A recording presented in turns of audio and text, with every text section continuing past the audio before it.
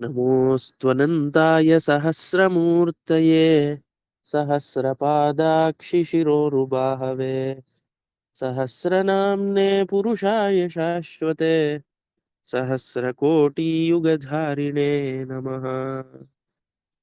नमो ब्रह्मण्यदेवाय गोब्राह्मणहिताय च जगद्धिताय कृष्णाय गोविन्दाय नमो नमः।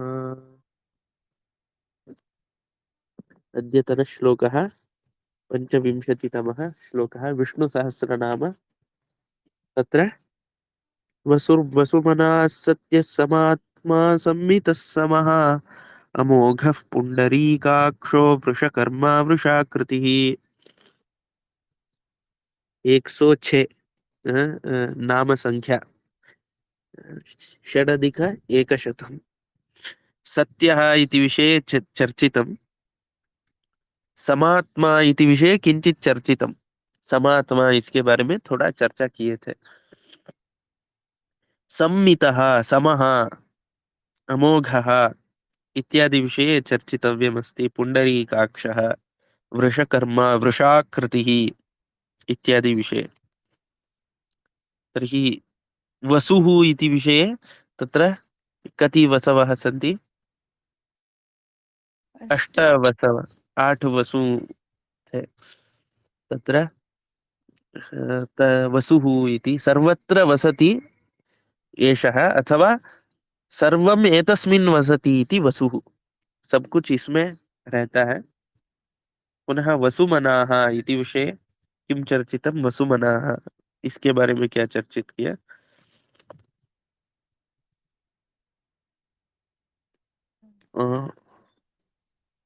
अष्ट अस्ति पृथ्वी जल अग्नि तस्य एव वर्णनम्।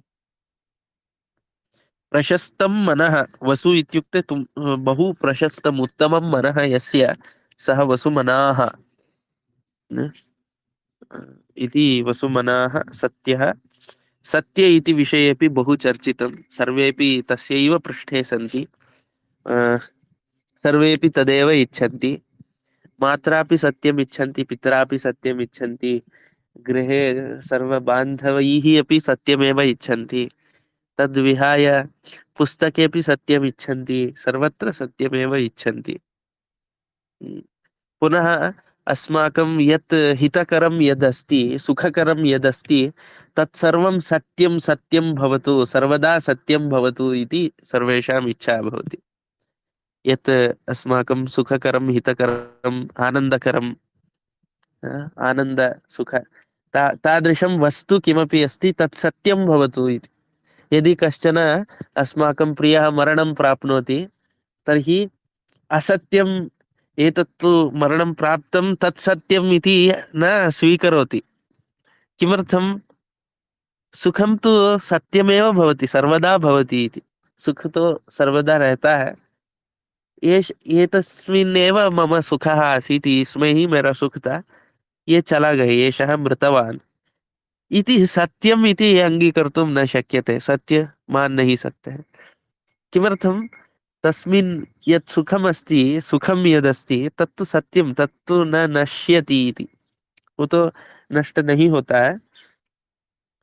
किंतु नष्टं किं नष्टं इति चेत् तत्र किमपि स्थूल मिथ्या जगति सत्यत्व, मिथ्या में सत्यत्व हम मान लेते हैं। इसीलिए इत्युक्ते सुखम एतस्मिन् शरीरे अस्ति इति वयं चिन्तयामः, आनन्दः शरीरे अस्ति इति चिन्तयामः, शरीर में है ऐसे चिंतन करते हैं। किंतु तत् तदेव मिथ्या एव सत्यम् इति चिन्तयामः। पुनः किं सत्यम् इति विषये यदा चर्चितम्, अहं यद्यत् पश्यामि तत्सर्वं सत्यमस्ति वा, अथवा सत्यं कथं ज्ञायते इत्यपि विषये चर्चितम्।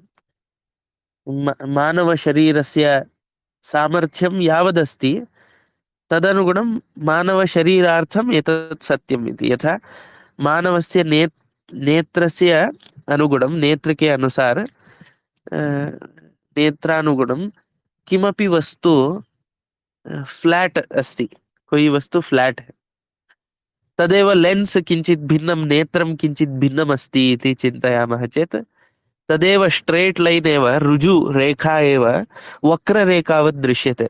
थोड़ा लेंस परिवर्तन हो गया, मानो नेत्र का ऋजु रेखा वक्र रेखा सदृशं दृश्यते। अ, अथवा यथा लघु पदार्थः बृहत् इव दृश्यते, छोटा पदार्थ बड़ा जैसा दिखता है।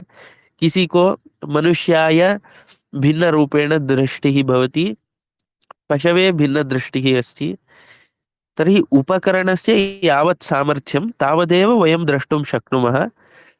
तर्हि अस्माकं पञ्चेन्द्रियाणां सामर्थ्यं कियदस्ति, कियत् एतत् सर्वं द्रष्टुं शक्नोति इति चेत् तत्तु अल्पमेव द्रष्टुं शक्नोति। तर्हि पञ्चेन्द्रियाणि यद्यत् पश्यन्ति तत्सर्वं सत्यम् इति नास्ति।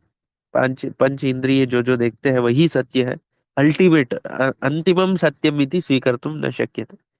मानवों के लिए ये सत्य है, मानवानां कृते एतत् सत्यम।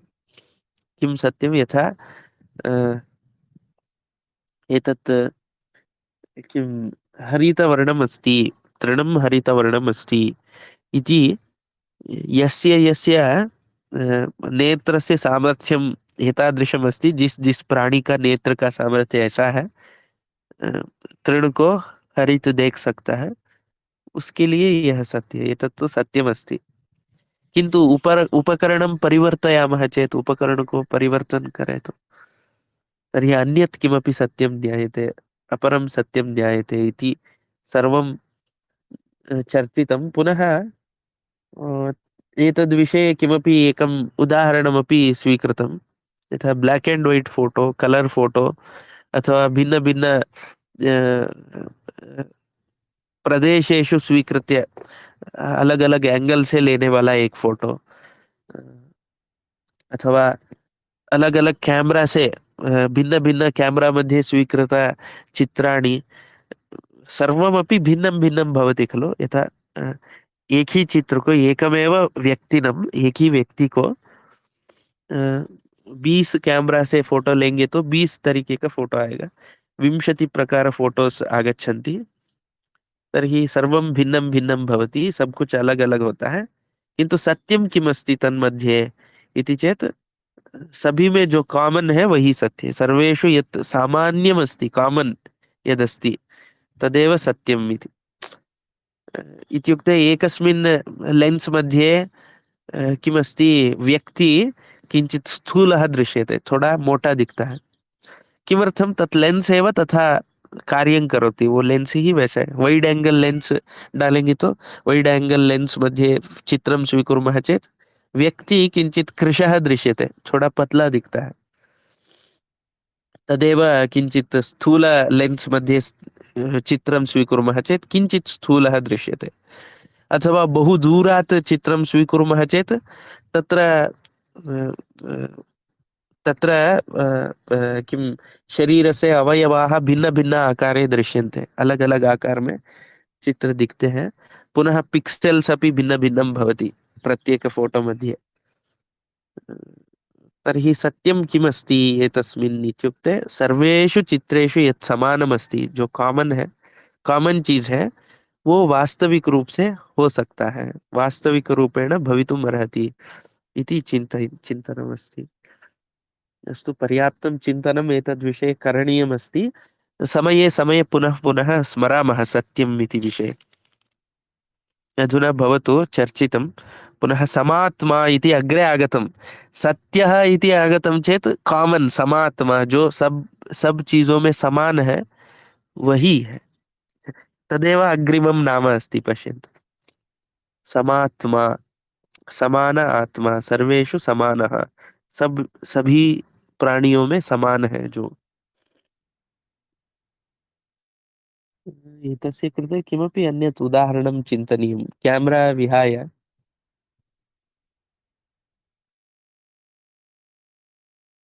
अ, अ, चिन्तनं सत्यम् इति इत्यस्य एव अग्रिमम् एतत्, जो सब जगह समान है वही सत्य है। यथा प्राणिषु अपि हा एकं सत्यम् इति चिन्तयामः। सत्य कोर्ट मध्ये सत्यवाचनं भवति, सत्य का वाचन होता है। सत्यम इति निर्णयः करणीयः, यही सत्य है ऐसा निर्णय करना है कोर्ट में। निर्णायकः निर्णायकेन किं द्रष्टव्यम् इति चेत् सर्वं द्रष्टव्यं, सब कुछ देखना है। पुनः सर्वं दृष्ट्वा सर्वत्र विद्यमानं समानं यदस्ति तत् सत्यम् इति स्वीकर्तव्यम्। किं सर्वं किं द्रष्टव्यम्? आधारः द्रष्टव्यः, अपराधी अपराधेः वचनं श्रोतव्यम्, अपराधी का वचन भी सुनना है। अथवा तत्र विटनेस इति वदन्ति, तस्य वचनं श्रोतव्यम्, उसका वचन सुनना है। पुनः प्रूफ इत्यादिकं यद् भवति तद्वचन तत् द्रष्टव्यं, तत् श्रोतव्यं। पुनः तद्विषये अन्ये अन्ये जनाः किं वदन्ति तत् श्रोतव्यं। पुनः अन्तरात्मा किं वदति तत् श्रोतव्यं। पुनः अन्ये सर्वेपि यद्वद एवम् एवम् अन्य अन्य प्रूफ, ऐ विट्नेस् अथवा कथाः अथवा कल्पनाः यत्किमपि एवं भवितुमर्हति, ऐसा हो सकता है, संभवनीयताः अलग अलग, संभवनीयता पॉसिबिलिटीज, सभी पॉसिबिलिटीज को सुनना है उसको। सर्वं श्रुत्वा सत्यं किमस्ति इति कथं निर्णीयते? सर्वत्र यत् समानमस्ति, सभी में जो कॉमन है वही सत्य है, तदेव सत्यम् इति निर्णयं क्रियते खलु। तथैव अस्मिन् जगति सत्यम इति किमपि अस्ति, सत्य ऐसा कुछ है। पुनः तत् सर्वेषु समानमस्ति, वो सभी में समान है। अधुना अहम नेत्राभ्याम यत् पश्यामि, मैं दोनों नेत्रों से जो देखता हूँ वही सत्य है ऐसा मानता हूँ, तो तथैव चिन्तयामि चेत मह्यम एतत् सत्यम इति भासते, ये तो सत्य मुझे लग रहा है सामने विद्यमान, किंतु एतदेव वस्तु अन्य प्राणी अन्य कोई प्राणी के लिए अलग दिख रहा है ना, समान नहीं है दोनों के अंदर, समात्मा नास्ति, समानं नास्ति द्वयोः अन्तः, तत्र भिन्नम् अस्ति। अधुना एवं चिन्तयामः यत् आम्रफलं खादामि अहम्, आम्रफल को मैं खाता हूँ, एतस्य रुचिः मधुरम् अस्ति, बहु विशिष्टम् अस्ति, आम्ररसम् अस्ति एतत् इति सत्यमस्ति। एतत् किमर्थं सत्यं, क्यों सत्य है? भवती अपि आम्रफलं खादति चेत् समानम् अस्ति तत्रापि रुचिः, अनुभवः। अन्यः खादति चेदपि समानम् अस्ति, किंतु कश्चन रोगी खादति चेत्, कोई रोगी खा रहा है तो उसके लिए तो कोई टेस्ट ही नहीं होता है, किमपि रुचि ही नास्ति। अथवा कस्यचन रसनेन्द्रियम् अथवा भिन्नम् अस्ति, कोई अलग है, अलग रसना है, तस्य कृते केवलम् आम्रफलस्य आम्रफले विद्यमान अन्य अन्य रसाः एव अनुभूयन्ते, मधुर अहं यद् अनुभवामि तत् न अनुभूयते। एवमपि भवितुमर्हति, आम्रफल में बहुत सारे रस हो सकते हैं, किंतु मानवस्य शरीरस्य किंचिदेव सामर्थ्यं भवितुमर्हति, थोड़ा ही रस को अनुभव करने का सामर्थ्य हो सकता है। किसी और प्राणी के लिए आम्र में विद्यमान अन्य अन्य रसों का आस्वादन करने का सामर्थ्य हो सकता है। इत्युक्ते किंचित भिन्नम भिन्नम अस्ति, अलग अलग है, इसीलिए हम निर्णय नहीं कर सकते हैं आम का स्वाद केवल इतना ही है, केवलम एतावदेव इति निर्णयं कर्तुं न शक्नुमः। किमर्थम? वयम भिन्नम पश्यामः, समानम न पश्यामः, सभी में जो समान है उसको हम नहीं देख रहे हैं, केवल हम भिन्न ही देख रहे हैं। मनुष्यार्थम एतद् भिन्नम अस्ति, मनुष्य के लिए ये अलग है। तर्हि समात्मा यह भवति स एव सत्यः भवितुमर्हति, जो समात्मा है, सभी में समान है, वही सत्य हो सकता है। यथा अहम भिन्नः, भवान भिन्नः, अन्ये सर्वेपि जगति विद्यमानाः सर्वेपि भिन्न भिन्न जनाः, अलग अलग लोग हैं। तर्हि भिन्न भिन्न जनेभ्यः परमात्मानुभवः भिन्न भिन्नतया भवति इति चेत् अलग अलग होता है, ऐसा तो तत्र समात्मा समान परमात्मा आनंदः, परमात्मा आनंदः इति यदस्ति, सः भिन्नः इति चेत् तत् सत्यम इति कथं भवति? भिन्न होगा तो वो सत्य कैसा हो सकता? सर्वेषां कृते समानानुभवः अस्ति चेत् तत्र तदेव यत् समानानुभवः अस्ति, मूर्खः भवतु, अ, बुद्धिमान् भवतु, अथवा किमपि जाति जनाङ्गः भवतु, सर्वमानवेभ्यः किमपि एकं सत्यम् आनन्दानुभवः इति तत्तु समानम् अस्ति खलु, समात्मा समान। एतत्तु सत्यं, अ, तदेव सत्यमस्ति इति वक्तुं शक्यते।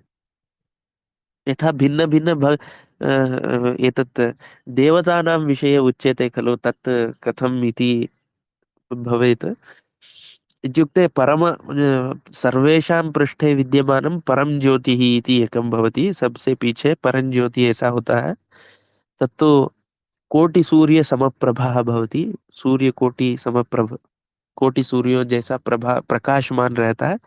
मतलब करोड़ों, एकः एव सूर्यः बहु किमपि प्रकाशयति। एक ही सूर्य, मतलब इस प्रकार के सूर्य बहुत कुछ दिखाता है। अन्य सूर्य इत्युक्ते थोड़ा भिन्न सूर्य, ऐसे सूर्य नहीं, वो किसी और को प्रकाशित करता है। एवं कोटि सूर्याः कोटि कोटि प्रकारान् इत्युक्ते एकः एव सूर्यः अनंत वस्तून् दर्शयति। एक ही सूर्य अनंत वस्तुओं को दिखाता है। तथैव कोटि सूर्याः तर्हि कियत् प्रकाशं दद्युः, कियत् ज्ञानम् अस्मभ्यं दद्युः इति। कोटि सूर्य कितना ज्ञान हमें दे सकते हैं, उतना ज्ञान देने वाला कोई एक शक्ति है, एकः शक्ति अस्ति। तेनैव सर्वमिदं चलति, उसी से ही सब कुछ चलता है, उसी से ही सबका ज्ञान होता है। सर्वस्य ज्ञानं भवति, कीटः भवतु, प्राणिः भवतु, मनुष्यः भवतु। तदनन्तरं तत्र शक्तित्रयम् इति उच्यन्ते, ब्रह्म विष्णु महेश्वर शक्तित्रयम् तत्र दृश्यते सत्वरजस्तमो गुणप्रधानेन इति। पुनः एवमेव शरीरे तत्र सप्तलोकः इति भवति। 3 गुण से 7 लोक रहता है। एकं चार्ट् अस्ति, अहं कदाचित् अनन्तरं दर्शयामि। एक कन्नडभाषायाम् अधुना अस्ति, एवमेव अत्र एकं दर्शयामि। दृश्यते खलु स्क्रीन् मम? आं दृश्यते। अ,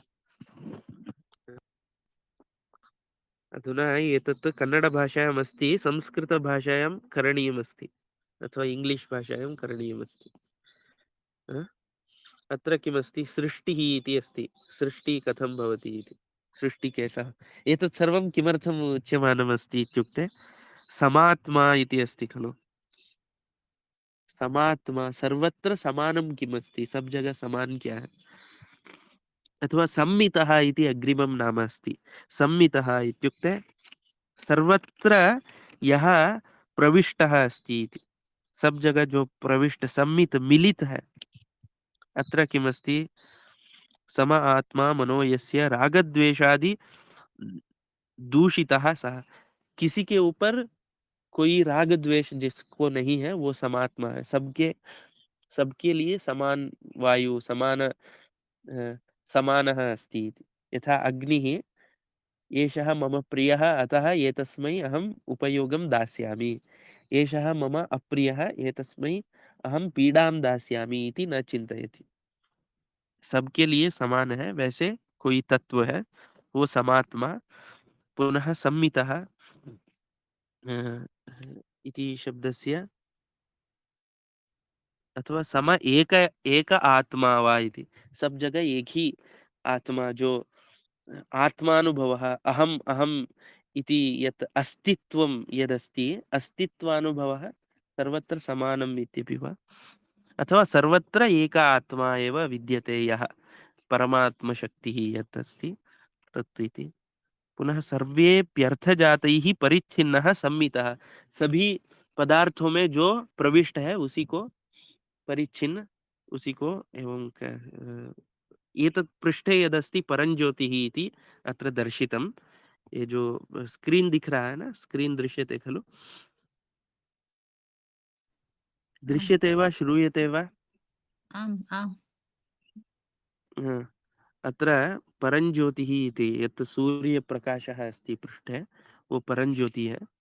परञ्ज्योति आदौ द्वयं भवति, वही दो होता है। पुरुषः प्रकृतिः इति, पुरुष और प्रकृति होता है। प्रकृतिः त्रिगुणात्मिका इति अत्र अस्ति, मूलप्रकृतिः। तेन पुरुषप्रकृतिसंयोगेन, पुरुष और प्रकृति संयोग, पुरुषः प्लस प्रकृति इति अत्र अस्ति परञ्ज्योतिः। अनन्तरं तत्र बुद्धिः उत्पद्यते, अनन्तरम् अहङ्कारः उत्पद्यते। बुद्धिः उत्पन्न होता है, बाद में अहङ्कार। तत्र सात्विक अहङ्कारेण मनः पञ्चज्ञानेन्द्रियाणि पञ्चकर्मेन्द्रियाणि, तामसाहङ्कारेण पञ्चतन्मात्राणि पञ्चभूतानि इति भवन्ति। अत्र एतत् सर्वं विहाय अत्र सत्त्वगुणः, रजोगुणः, तमोगुणः इति प्रकृत्याः यदस्ति, प्रकृति का जो सत्व रजस तमो गुण है, उससे 14 देश होता है। 14 भुवनानि भवन्ति, 14 देश होते हैं। यथा भूलोकः, भुवर्लोकः, सुवर्लोकः, महोलोकः, जनोलोकः, एवं एवं 14 तत्व 14 लोकाः भवन्ति। 7 लोक भूमि के नीचे, 7 लोक भूमि के ऊपर। एतत् किमर्थम् उक्तम्? एतत् शरीरे अपि सप्तलोकसदृशं तत्र 7 चक्राणि भवन्ति, 7 चक्र होते हैं। एक एक चक्र में जब जीव प्रवेश करता है, एक एक देवता दिखता है, ऐसा अनुभवी लोग कहते हैं, अनुभवी जनाः वदन्ति। संपूर्ण भारते उत्तरेपि दक्षिणेपि पूर्वपश्चिमेपि ये अनुभवी जनाः सन्ति, ते सर्वेपि किमपि एकं केवलं ग्रन्थम् आधारीकृत्य नास्ति, स्वानुभवानुगुणम् अपि तत्र एतत् वदन्ति। तर्हि एकैकस्मिन् चक्रे एकैकः देवता दृश्यते, किन्तु उपरि यत् सहस्रारचक्रभेदनं यदा भवति, चक्रे यदा भवति, तदा परञ्ज्योतिः दृश्यते इति वदन्ति। अ, इत्युक्ते परञ्ज्योतिः इति यदस्ति, तत्तु सर्वत्र समानम् अस्ति, सब जगह सम्मित है, सब जगह वही प्रविष्ट है इति, प्रविष्टः स एव अस्ति इति। अस्तु, एतत् अहं हिंदी भाषायां संस्कृतभाषायां तद् अनुवादं कृत्वा अहं दर्शयामि। अनन्तरं समात्मा सम्मितः समः, जो सम है, जो कॉमन है, वही सत्य है। यथा कोर्ट में मैंने देखा, हमने देखा अलग अलग प्रूफ से जो समान प्रति सम, जो कॉमन चीज है वही सत्य है। तथैव अलग अलग प्रकार के कैमरा से एकं कैमरा केवलं रेड कलर फोटो एव ग्रहणं करोति, एकं कैमरा ब्लैक एंड व्हाइट, एकं कैमरा कलर भिन्नं भवति, एक कैमरा में कलर अलग अलग होता है, दूसरे कैमरा में अलग अलग कलर होता है। तर्हि कथं द्रष्टव्यम् इत्युक्ते, सर्वमपि फोटोस् यदि पश्यामः, सभी फोटो को जब देखते हैं, तब जो अनगत्य पदार्थों को हम छोड़ देते हैं ब्लैक एंड व्हाइट में, तत्र एतत्तु संपूर्णं ब्लैक एंड व्हाइट न भवति, ये पूरा ब्लैक एंड व्हाइट नहीं है। तो हम कुछ कुछ चीज को निकाल कर सभी में जो कॉमन चीज है उसको लेकर हम निर्णय करेंगे, तो एक निर्णय आ सकता है, एकः निर्णयः भवितुम् अर्हति।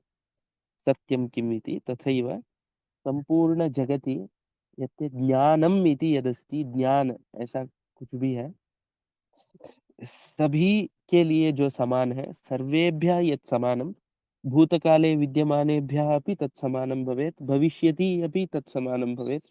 भविष्य में जो लोग आएंगे उनके लिए भी समान होना चाहिए, और वर्तमान में जो है उनके लिए भी समान होना चाहिए। मनुष्येभ्यः अपि समानं, प्राणिभ्यः अपि समानं, सर्वेभ्यः यत् समानं, यत् चैतन्यं यत्र सर्वत्र अस्ति, समं यत् अस्ति, तदेव सत्यम् इति। संमितः समः अमोघः इति विषये चर्चितव्यं चेत् किमस्ति? सर्वकालेषु सर्वव्यापी विकार रहितत्वात्, सारे विकार से रहित होने के कारण सम है। माया लक्ष्म्या सह वर्तत इति समः। ओहो, मया, महा इत्युक्ते लक्ष्मी, लक्ष्मी को महा ऐसा कहते हैं। मया सह वर्तते, मया के साथ रहता है, इसलिए समः। मया सह वर्तते इति समः, ऐसा अर्थ। पूजितः स्तुतः संवृतो वा सर्वफलं ददाति न वृथा करोति इति अमोघः। अमोघः इत्युक्ते वेस्ट नास्ति इति। एतद्विषये अपि चर्चितं। कोई भी चीज इसमें वेस्ट नहीं है, अमोघः। मोघं पार्थ सजीवति इति तत्र भगवद्गीतायाम् आगच्छति खलु। मोघं पार्थ सजीवति, वो व्यर्थ ही जीवन करता है। अमोघः इत्युक्ते एतस्य किमपि अमोघं फलं न ददाति इत्युक्ते अमोघं फलं ददाति, व्यर्थ फल को नहीं देता है। कोई भी व्यर्थ चीजों को नहीं करता है, कोई भी चीज व्यर्थ नहीं है। तादृश अमोघः इति। अवित्थ संकल्प संकल्पाद्वा सत्य संकल्प, वो जो संकल्प करता है वो सत्य ही होता है, सत्यमेव भवति। तादृशः इति। संकल्प करता है तो वो होता है, व्यर्थ संकल्पम न करोति इत्यर्थ। पुनः पुंडरीकाक्षः हृदयस्थं पुंडरीकम् अश्नुते व्याप्नोति तत्रोपलक्षित इति पुंडरीक अक्षः। पुंडरीके हृदय, हृदयस्थं, हृदये तस्य वासः अस्ति इत्यपि अस्ति। पुनः तस्य नेत्रं पुंडरी तत्र कमलवदस्ति, कमल जैसे संतोष उसके नेत्रों से मिलता है। यत् पुंडरीकं परम परमध्य संस्थम, यत् पुंडरीकं पुरमध्य संस्थम, जो पुरमध्य, पुरमध्यम इत्युक्ते शरीर मध्ये यत् स्थितं पुंडरीकमस्ति तत्र सः वर्तते इति, वहाँ वो रहता है, हृदय पुंडरीके इति।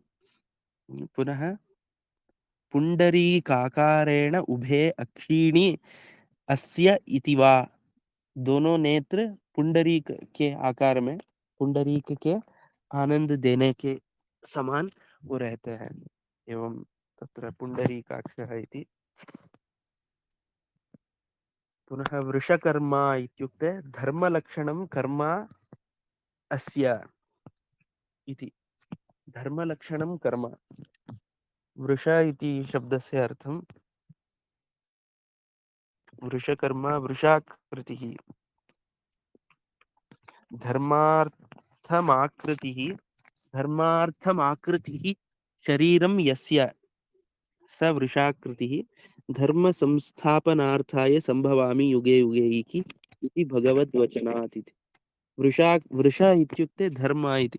वृषभ इति शब्दः अस्ति खलु, यथा शिवस्य वाहनम् इति, धर्म इत्यपि उच्यते तत्। धर्म को ही वृषभ कहते हैं।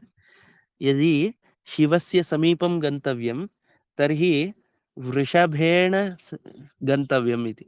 वृषभ को हम पकड़ लिया तो शिव को हम पकड़ लेंगे, शिवं प्राप्नुमः इति भवद्भिः श्रुतम् अस्ति वा, ऐसा सुना है क्या कभी? हम्म।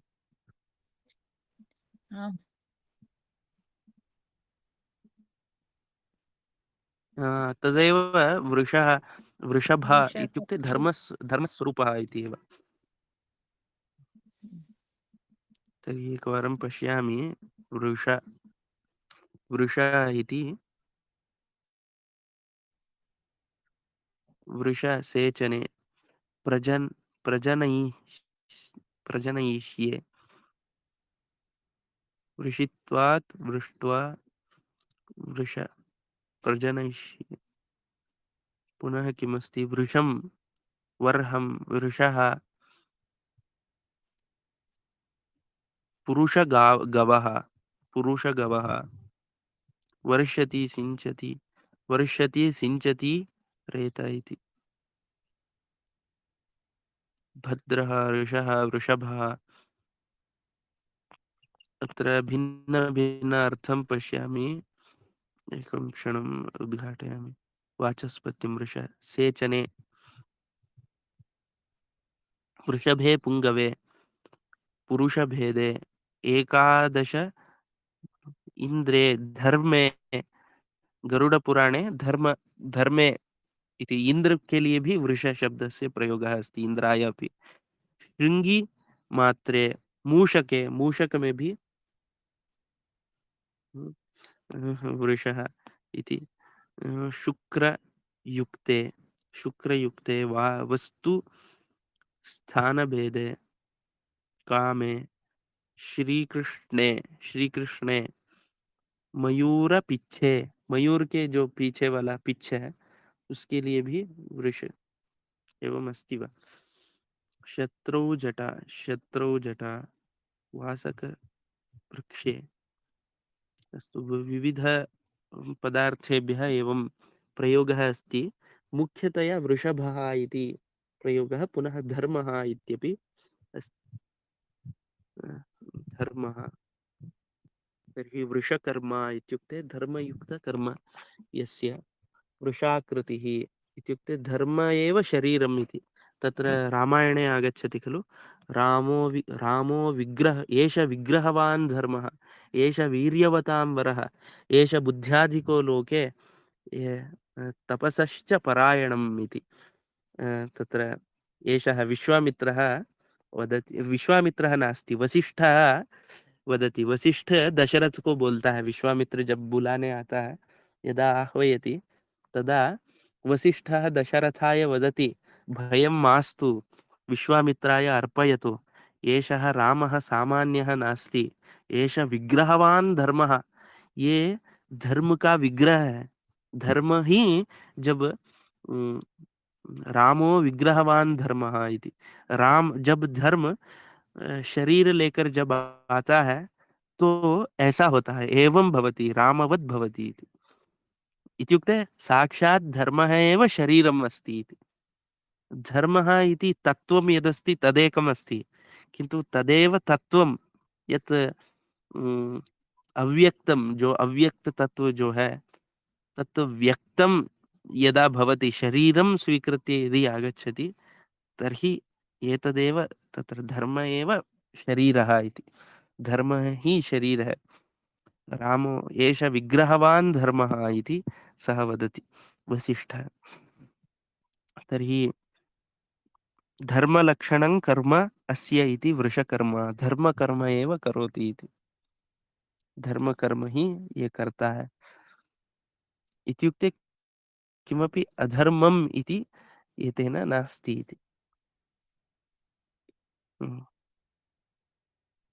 अधर्म इति किमपि नास्ति तर्हि धर्मलक्षणं कर्म अस्य वृषकर्म वृषाकृतिः इत्युक्ते धर्म आकृतिः धर्मैव आकृतिः यस्य इति एतद्विषये सामान्यतया चर्चितं बहु चिन्तनीयम् अथवा सम्यक् इति भासते किन्तु यः आनन्दः भवेत् तस्मिन् सः तु न अनुभूयते खलु यथा विमानयान से हम ऊपर भी उड़ सकते हैं रोड में भी चल सकते हैं रोड मध्ये भी चलयितुं शक्नुमः यदि विमानयानं केवलं मार्गे चालयितुम् उपयोगं कुर्मः मार्ग में चलाने के लिए प्रयोग करके एतत् तु बहु अद्भुतमस्ति स्वयमेव स्वीकृत्य अस्मान् बहु दूरं नयति अद्भुतम् अद्भुतम् इति चिन्तयामः चेत् अल्पमस्ति खलु विमानेन उड्डयनं कर्तुं शक्यते विमान से ऊपर उड्डयन कर सकते हैं यही नहीं पता होता है हमें तथैव एतत् सर्वम् एकैकपङ्क्तिः अपि श्रुत्वा परमानन्दः प्राप्तव्यः पुनः एकैकं नाम अपि अस्मभ्यं एकैकं दर्शनं कारणीयमस्ति सत्यम् इति वदामि चेत् सत्यमेव पुरतः आगच्छेत् वृषकर्म इत्युक्ते चेत् धर्म कर्म पुरतः तत्र आगच्छेत् वृषाकृतिः धर्म आकृतिः इति वदामः चेत् तदेव पुरतः आगन्तव्यम्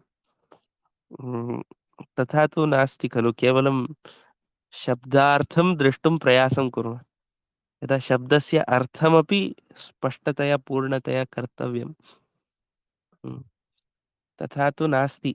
अस्माकं तत्र मानवशरीरस्यापि तथैव सामर्थ्यं भवति इति उच्यते। यथा विमानयानस्य उड्डयनं कर्तुं सामर्थ्यं भवति, तथापि अधः चलनं कर्तुमपि शक्नोति, अथवा किमपि अ अ, कुछ अलग-अलग वो वाहनों को खींच सकता है। भिन्न-भिन्न वाहनान् नेतुं शक्नोति, अथवा केवलं तत्र प्रदर्शनार्थं स्थापयितुं शक्नुमः। विमान से अलग-अलग कार्य हो सकता है, किंतु तत्सार्थकं कदा भवति? सार्थक कब होता है? जो विमान को जिस उद्देश्य से बनाया, उसी उद्देश्य के लिए वो उपयोग होगा तो वो सार्थक हो जाएगा। विमानस्य निर्माणे यदुद्देश्यमस्ति, तदुद्दे तत् तदेव क्रियते चेत् तत् साफल्यं प्राप्नोति। विमान का उद्देश्य ऊपर उड़ने के लिए, वो किया तो वो सफल है। अन्यत् सर्वं क्रियते चेत् तस्य सामर्थ्यमस्ति, करोति। तथैव मानवशरीरस्य बहुविधसामर्थ्यं भवितुमर्हति। सः बहुप्रकारेण बहु किमपि कर्तुं शक्नोति। किन्तु एतस्य इस शरीर का यदुद्देश्येन एतत् शरीरं निर्मितमस्ति, तदेव न प्राप्नुमः चेत् व्यर्थं भवति इति।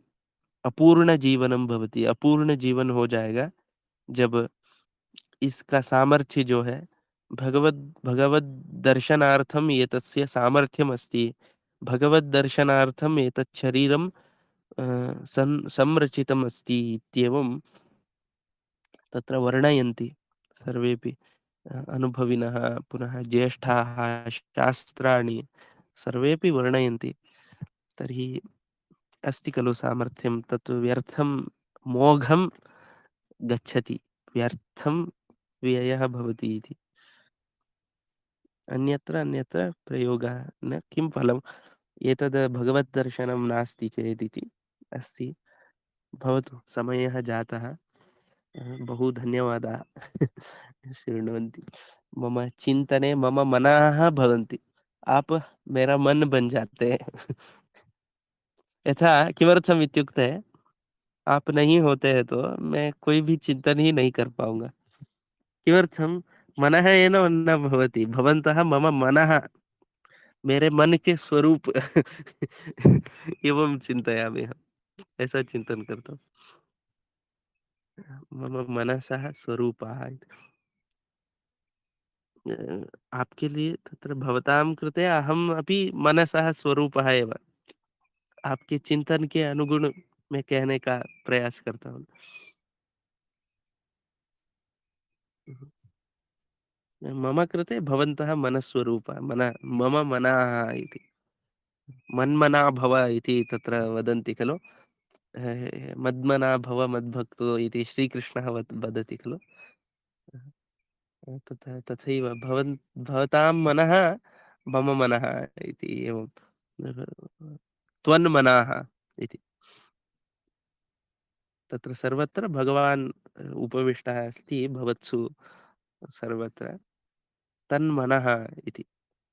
तन्मयः, तन्मनः, वैसे ही मन हो जाता है, इसीलिए चिंतन कर पाता हूँ। अस्तु, वदन्तु भवन्तः, वदन्तु भवत्यः, वदन्तु। बहु निरन्तरं भाषणं करोमि, निरन्तरं वदामि, निरन्तरं भषामि। तत्र किमपि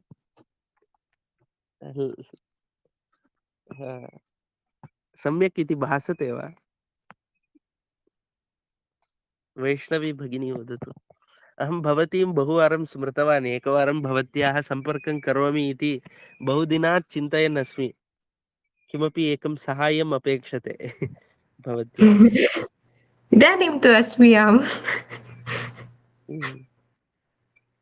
हे, भवती शृणोति एतावत् पर्यन्तं किमपि सन्तोषप्रदम् अस्ति वा वचसि?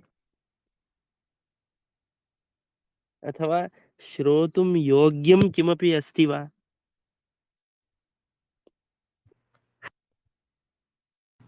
हम्म। वस्तुतः मम तु एतत् पाड्कास्ट् वत् भवति। अस्ति वा, योग्यमस्ति वा, पाड्कास्ट् वत् भवतु अथवा आम्, आकाशवद् भवतु। बहूनि किन्तु मह्यं पाड्कास्ट् अपि शृणोमि अहं, तादृशमेव अस्ति। परन्तु मह्यं एकस्मिन् वाಯ್स् मध्ये शृणोमि तदेव भाति। मह्यं तदेव भयमस्ति। अहम् एकः एव वदन् अस्मि, इत्युक्ते मम मनसि विचाराः आगच्छन्ति, शीघ्रं शीघ्रं शीघ्रं वदामि। इतः विचारः आगच्छति, ततः आगच्छति, बहुविधक्षेत्राद् आगच्छति विचारः। परन्तु अहं वदामि। तस्य भवान् यद् वदति तस्य पैटर्न् अस्ति, त तत्तु पाड्कास्ट् वदेव भवति। भवतु। मह्यं तु अधुनापि विश्वासः कदापि न भवति। भवन्तः किमर्थं शृण्वन्ति इति एतावत्पर्यन्तं न ज्ञायते मह्यं। तदपि अ, यदि कोऽपि विष्णुसहस्रनाम पारायणेषु किमपि तस्य पदस्य अर्थः ज्ञातुमिच्छन्ति चेत् तस्य पुस्तकं स्वीकृत्य तस्य एकमेकं नामस्य ज्ञातुं, पठितुं तत्तु बहु कठिनकार्यमस्ति। भवान् तु सम्यक् अ, योजयित्वा शृणोति। तदर्थं बहु मूल्यवत् पाड्कास्ट् भवति एतत्। अ, अस्तु, भवतु, सन्तोषः। मम बहु पीडा भवति यदा वाय्स् चाट् न करोमि। प्रतिनित्यं मनसि चिन्तयामि। यथा अधुना तु विवाहः सञ्जातः मम। संसार प्राप्तयाः अपि भवन्ति। अ, विवाहात् पूर्वं यथा चिन्तितं तथैव भवति इति नास्ति सर्वमपि। किन्तु किमपि क्लेशः तु नास्ति, क्लेशः तु सर्वदा भवति। किन्तु समयः परन्तु भवान् रेकार्डिङ्ग् अपि स्थापयति ग्रूप् मध्ये। तस्य उम्, इ यत्किमपि मिस् कृतवती तस्य पूर्वं गत्वा शृणोमि किञ्चित्। सर्वं सर्वं श्रोतुं योग्यं न भवति। आं, अहं तु परन्तु सर्वदा ब्याक्ग्रौण्ड् मध्ये वदामि। यदा लोकयाने अस्मि, कुत्रापि उम्, गच्छामि, सम्यक् ब्याक्ग्रौण्ड् अपि भवति, उम्, तदर्थम् उपयोगम् अस्ति। अस्तु, भवतु, आनन्दः। उम्, अस्तु, मयि यद् अथवा मयि नास्ति अत्र, यद् विशिष्टं यदस्ति तत् अनुभवं कर्तुं भवतां कश्चन विशिष्टदृष्टिः अस्ति केवलं। किन्तु अत्र यदि चयनं कुर्मः तत्र एकः श्लोकः अस्ति सुभाषितं, सन्त्यज्य शूर्पवद्दोषान् गुणग्राही गुणान् गृह्णाति पण्डितः, दोषग्राही गुणत्यागी पल्लोलिव हि दुर्जनः इति एकः सुभाषितं।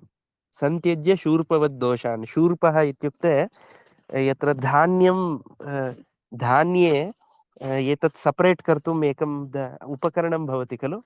उपरि ठप् ठप् ठप् ठप् इति उपरि उपरि तत्र कुर्वन्ति, एकं हस्ते किमपि एकं स्थापयन्ति, दोनों हाथ से कुछ पकड़ते हैं और ऊपर ऊपर फेंकते हैं, तो धान्य में विद्यमान जो दोष है वो सारा बाहर निकल जाता है। एवं किं वदन्ति तत् तमिळ् भाषायां, हिंदी गुजराती एकस्मिन् पदे तु न जानामि। उपकरणम् एकं भवति खलु। धान्येषु गृहे सर्वेषां गृहे भवति, सभी के घर में रहता है एकं सुपुडि सुपुडि तत्र बेम्बू द्वारा निर्माणं भवति। गुजराती मध्ये सुपुडि वदति।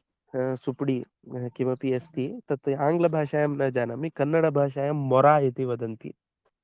तत्र शूर्पः इति उसका स्वभाव है दोषान् बहिः आम्, तमिळ् त्यजति। भाषायामपि मोरमेव अस्ति। मोरा, तत् उपरि उपरि संस्थाप्य संत्यज्य शूर्पवत् दोषान् संत्यज्य, दोषों को त्याग करके गुणान गृह्णाति सज्जनः, केवल गुणोङ्को इत्युक्ते उत्तमोत्तमधान्यानेव यथा तत् शूर्पः गृह्णाति, उत्तमधान्यमेव गृह्णाति, दोषान् सर्वान् परित्यजति, तथा सज्जनः पंडितः भवति। वैसे पंडित वैसा रहता है जिसमें भी कोई दोष है उसको छोड़कर अच्छा चीज को ही लेता है, वो पंडित है।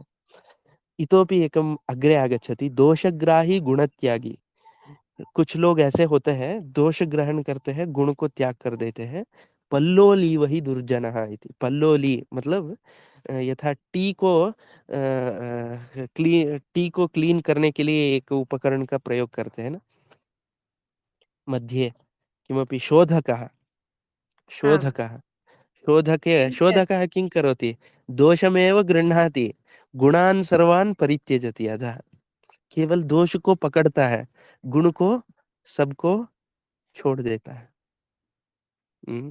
तर्हि दुर्जनः पल्लोलीव, सज्जनः अथवा पंडितः किं शूर्पवत् इति।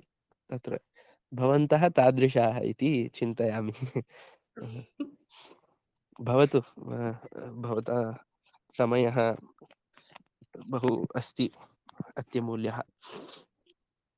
अधुना विरमामि।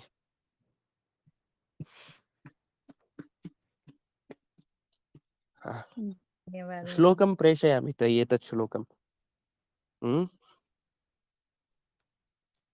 गणे। आम् सुभाषित अपि प्रेष कायेन वाचा मनसेन्द्रियैर्वा बुद्ध्यात्मना वा प्रकृते स्वभावात् करोमि यद्यत् सकलं परस्मै नारायणायेति समर्पयामि। श्रीकृष्णार्पणमस्तु।